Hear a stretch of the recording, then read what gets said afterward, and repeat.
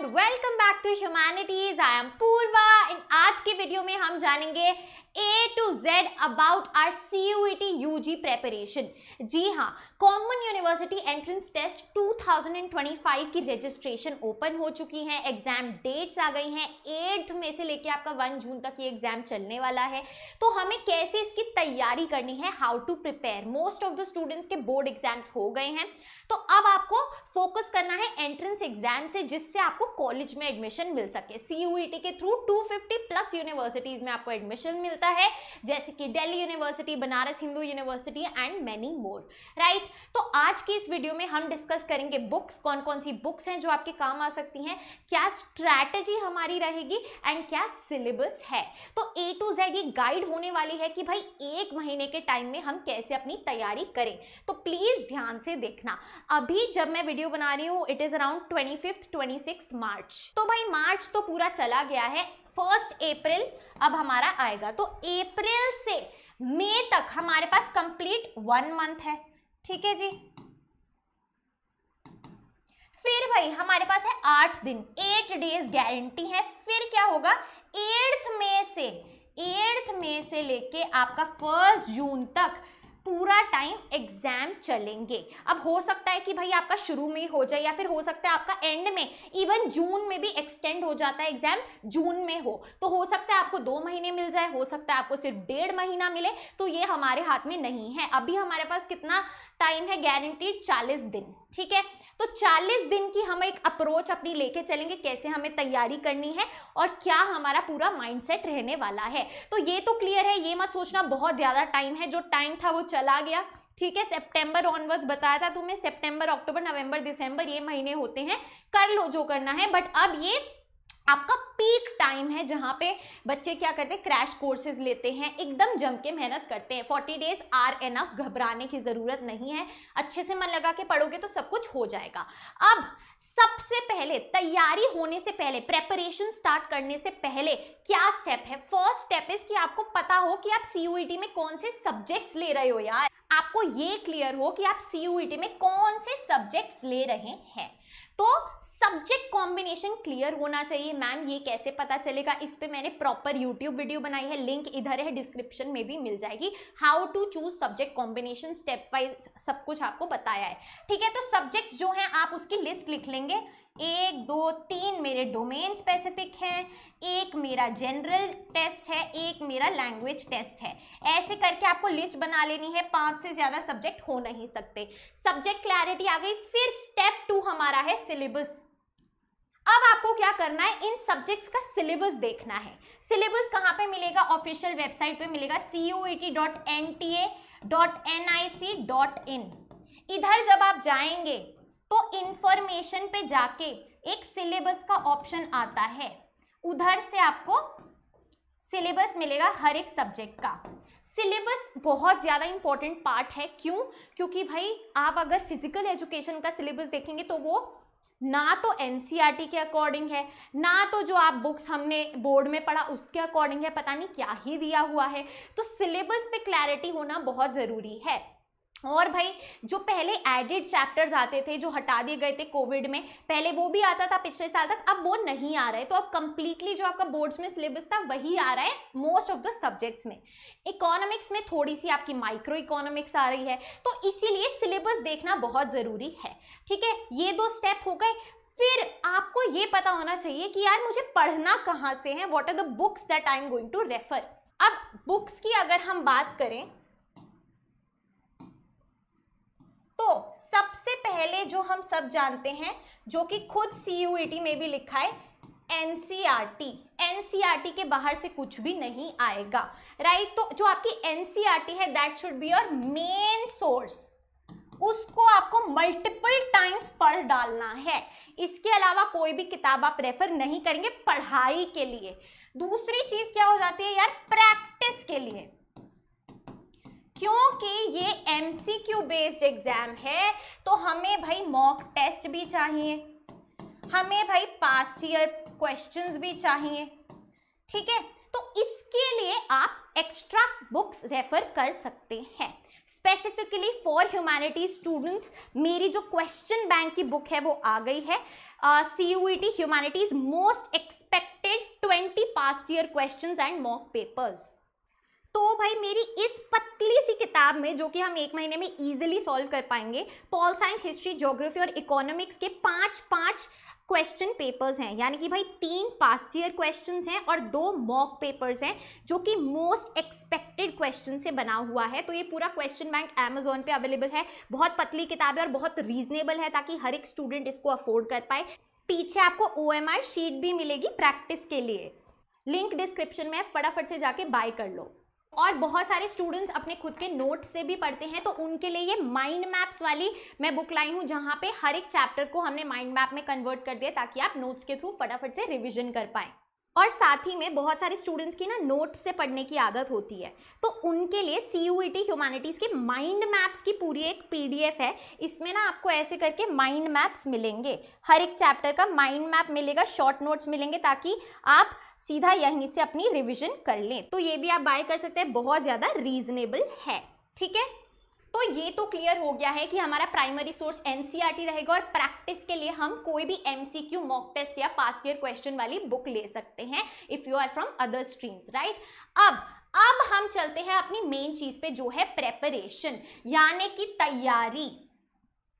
अब प्रेपरेशन की बात करें तो मेरी अप्रोच थोड़ी सी अलग है, ध्यान से सुनना। जो आपकी क्लास 12th का सिलेबस था वो सेम आपका CUET में आ रहा है। केवल डिफरेंस क्या है? डिफरेंस है पेपर पैटर्न का। भाई इसमें भी काफी ज्यादा लगा लो 15 मार्क्स के तो हमारे MCQ आए ही हैं, है ना यहाँ पे। लेकिन यहाँ पे क्या है भाई, 50 क्वेश्चन, 50 MCQ आएंगे, 50 MCQ आएंगे। ठीक है, तो पेपर पैटर्न केवल अलग है। इधर क्या था, सब्जेक्टिव था, यानी कि आपको आंसर राइटिंग करनी थी। अब यहाँ पे क्या है, MCQ है केवल, तो ऑब्जेक्टिव हो गया। यही डिफरेंस है, बाकी सिलेबस सेम है। ठीक है, तो अब हमें क्या करना है, जो हमारी सब्जेक्टिव अप्रोच वाले नोट्स थे उनमें से हमें क्या करना है, MCQ पर्सपेक्टिव से अपने ऑब्जेक्टिव वाले नोट्स बना लेने हैं। ये कैसे होगा, देखिए जी, आपको क्या करना है, जैसे कि आपको important years, important personalities, important events, ठीक है, आपको वर्ड मीनिंग्स, टर्म्स का क्या मीनिंग होता है, ठीक है, क्रोनोलॉजिकल ऑर्डर, पहले क्या हुआ फिर क्या हुआ, ठीक है, cause and effect, match the following. इस अप्रोच से अपना एक रजिस्टर बना लेना है, जहां पे आप ये सारे कीवर्ड्स एक लाइन से लिखते जाएंगे पर चैप्टर। समझे बात? ऐसे आपने अपना नोट्स, अपने नोट्स बना लेने हैं, जहां पे चैप्टर वाइज आपके जो भी आपको लगता है कि अगर आप एग्जामिनर होते तो ये MCQ दे सकते थे, जो भी प्रोबेबल MCQ क्वेश्चंस आपको लग रहे हैं वो निकाल के अपने चैप्टर से आप एक अलग रजिस्टर में नोट्स बना ले और फिर उन्हें रिवाइज करते रहें। ठीक है, पर्टिकुलरली टाइमलाइंस बहुत इंपॉर्टेंट है। जहां पे भी कोई टेक्निकल टर्म आ रही है, ईयर आ रहा है, इवेंट आ रहा है, पर्सनालिटी आ रहा है, match the following, chronological order, ये सब कुछ वो है जो आया हुआ है, right. So timelines are very important, boxes are very important, कोने कोने से उठा के पूछ लेते हैं। ठीक है, फायदा ये है कुछ अपने को लिखना नहीं है, केवल अपनी नॉलेज अप्लाई करनी है, मेमोराइजेशन करना है और फिर वहां जाके राइट आंसर हमें सेलेक्ट कर लेना है। ठीक है, तो ये तो हो गया कि यार हमें पहले जो हमने लॉन्ग फॉर्म नोट्स बनाए उन्हें शॉर्ट फॉर्म नोट्स में कन्वर्ट कर देना है MCQ अप्रोच से। ठीक है, दूसरी चीज हो गई, जो ऐसे स्टूडेंट्स हैं जो इंग्लिश और जनरल टेस्ट के लिए तैयारी कर रहे हैं, उनके लिए मैं जो बेस्ट सोर्स तैयारी का वो बताऊंगी। स्टेट सिलेक्शन कमीशन SSC का जो सिलेबस है वो काफी हद तक सेम होता है इंग्लिश और जनरल टेस्ट में, तो YouTube पे आप SSC वाली वीडियोस देखिए, आपको SSC प्रेपरेशन का बहुत ज्यादा भरपूर कंटेंट मिल जाएगा। ठीक है। तो पहले सिलेबस को डिकोड कीजिए कि reading comprehension, vocabulary, word meanings, idioms, ये सब इनके एक लेक्चर आप डेली लगाइए। Similarly for general test, seating arrangement, आपका फैमिली रिलेशंस, ये सारे जो लॉजिकल रीजनिंग के मोस्ट इंपॉर्टेंट टॉपिक्स हैं, इनको एक दिन आपको कवर करना पड़ेगा थ्रू एसएससी वीडियोस, क्योंकि वहाँ इन डेप्थ आपको मिलेगा और वहाँ पे जो लेवल है वो भी अच्छा होगा, तो आपकी तैयारी बहुत ज़्यादा अच्छी हो जाएगी। तो प्रेपरेशन यहाँ से इसकी रहेगी और डोमेन सब्जेक्ट्स की तो जो आपके क्लास 12th के एजुकेटर्स हैं उनसे ही रहेगी, राइट। तो प्रेपरेशन में हमारी दो चीज़ें आ गई, एक है हमारी बुक्स के थ्रू, एक है हमारी वीडियोस के थ्रू, राइट, और एक है हमारी नोट्स के थ्रू जो बताया मैंने आपको कैसे करना है। उसके बाद जो हमारा स्टेप आता है वो होता है प्रैक्टिस, यानी कि जब जैसे जैसे आपके जो भी चैप्टर्स होते जा रहे हैं आपको उनके ज़्यादा से ज़्यादा एमसीक्यू लगाने हैं, ठीक है, ज़्यादा से ज़्यादा मॉक टेस्ट लगाने हैं। ऑनलाइन मॉक टेस्ट मिल जाएंगे, आप सर्च करेंगे ना तो काफ़ी वेबसाइट्स है जो ये ऑफर कर रही हैं। बात करें मैम पास्ट ईयर क्वेश्चंस कहाँ मिलेंगे, तो भाई पॉलिटिकल साइंस की तो पूरी पास्ट ईयर क्वेश्चंस की पीडीएफ है मेरे पास जो मैं टेलीग्राम पे डाल दूंगी। बाकी सब्जेक्ट्स की भी ना ऑनलाइन नेट पे मिल रही है, तो जाके पास्ट ईयर क्वेश्चंस निकाल लो।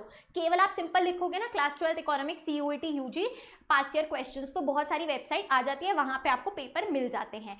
तो डेफिनेटली पहले पास्ट ईयर क्वेश्चंस का लेवल देखो यार, किस टाइप के क्वेश्चन आ रहे हैं और फिर उस लेवल से आप तैयारी कीजिए। एक और क्लैरिटी मैं देना चाहूँगी कि जो CUET एग्जाम है ना वो टफ नहीं है, वो इजी है, लेकिन it is just that the competition is very high, competition बहुत ज्यादा है, ठीक है, क्लियर। तो ये मत सोचना कि CUET कुछ UPSC वगैरह की तरह बहुत ज्यादा टफ एग्जाम है, no, it is comparatively easier but बहुत ज़्यादा कंपेटिटिव एग्जाम है, क्योंकि जो भी टारगेट यूनिवर्सिटियाँ मोस्टली सबकी गवर्नमेंट रहती है, Delhi university, Banaras Hindu university, Allahabad university, और वहाँ पे सीट्स लिमिटेड होती हैं कोर्स वाइज। तो आपको अपना जो टारगेट है वो क्लियर होना चाहिए एंड उस तरीके से आपको रेगुलर अपनी तैयारी करनी है।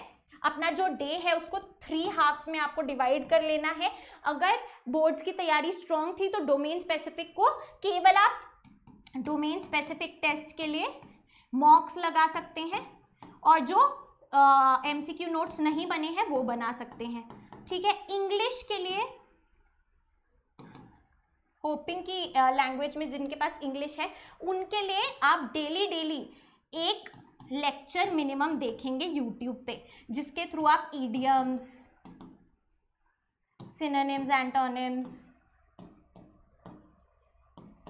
इन सब का कॉन्सेप्ट वगैरह कर लें और फिर बुक से MCQ वगैरह लगा लें, राइट। एंड अदर जो भी पूरा सिलेबस है SSC से मैच कर लेना। And talking about general aptitude test, पहले GT था, अब जनरल एप्टीट्यूड टेस्ट हो गया। इसका आपको सबसे ज़्यादा फोकस लॉजिकल रीजनिंग पे करना है, जिनके पास, क्योंकि ये न्यू है, ये ऑल स्ट्रीम्स के लिए न्यू है, किसी भी बच्चे के पास ये 12th में नहीं होती, राइट। तो लॉजिकल रीजनिंग पे ध्यान देंगे, GK एंड करंट अफेयर्स पे हमें ध्यान देना है, एंड तीसरा हमारा मैथ्स का हो गया, राइट। तो इसमें जो है आपकी तैयारी डिवाइडेड रहेगी एंड अपने दिन को इन 3 स्लॉट्स में बांट के आपको मिनिमम 1-1.5 घंटा तो पर स्लॉट आपको देना पड़ेगा। इस लेवल से आपको तैयारी करनी है फॉर द नेक्स्ट 1 मंथ। बहुत अच्छे। अब जिसको जो भी डाउट्स है वो मुझे कमेंट्स में ज़रूर बताएं एंड फिर मैं नेक्स्ट वीडियो ले आऊँगी। So guys, that is it for our today's video. I hope you liked it, and if you did, please like, share and subscribe to the channel. You are at Humanities. Happy learning, and I'll see you in the next video.